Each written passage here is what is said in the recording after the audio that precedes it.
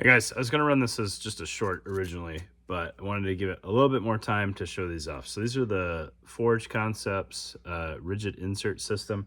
There's 3 different flavors. This is the multi-insert.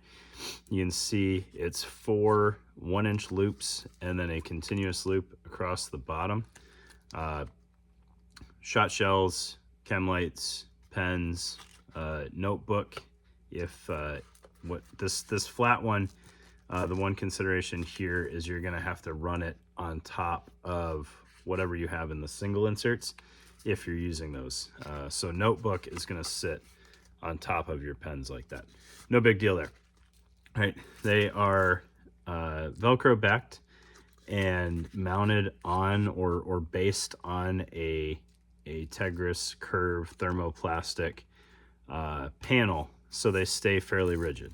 Right, I can curve it if I need to, but it wants to stay that way. So with old school Velcro inserts, your footprint was almost always bigger than what you could retain because you needed that continuity to mount it flush with whatever you were putting it in.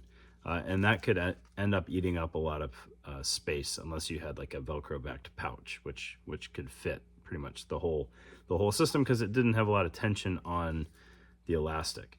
All right, so this one is cool enough as it is, but it's pretty hard to put things in 1-inch loops that are really going to mess with your continuity. So let's show you the other 2 products. They've got the Loop Cert and the Bang Cert. I have both of these kind of set up worst case scenario right now. So Smoke Grenade is a lot of geometry for a Velcro insert, and the Mark 13 Flash and the 9 Banger are similarly bad because they take up the whole width of the panel together. Right, they're not quite as aggressive by themselves, but over the span of a 4-inch wide panel, that's a lot of stretch on that elastic. So in full awareness here, and you know, being as upfront as possible, I want you to see the curvature on that Smoke Grenade insert there. It definitely has a curve to it because there's a lot of tension on that elastic, but it still has really good continuity. So unless this Velcro was mounted on something super rigid, like the exterior of a plate carrier going across the curvature of the plate, that would be kind of the worst case scenario where you've got a concave and a convex surfaces trying to meet together. Probably wouldn't stick very well. On the inside of a Velcro lined pouch or pocket, it's going to be fine because that platform probably has a little bit of room to curve with the pouch, just like you can kind of see on this Velcro panel here, right? My panel is bending to kind of accommodate the mounting as well. Now, that's to be expected. This is kind of redonkulous to expect any platform this narrow with elastic to be able to hold something, and it's doing fine. On the Bang Cert there, you can see for all intents and purposes that panel is still completely flush. Another similar loadout here would be 2 40 mics. It'll hold those just fine. This one, there's a lot of options that are much less aggressive, so I'll show you a couple of those real quick. All right.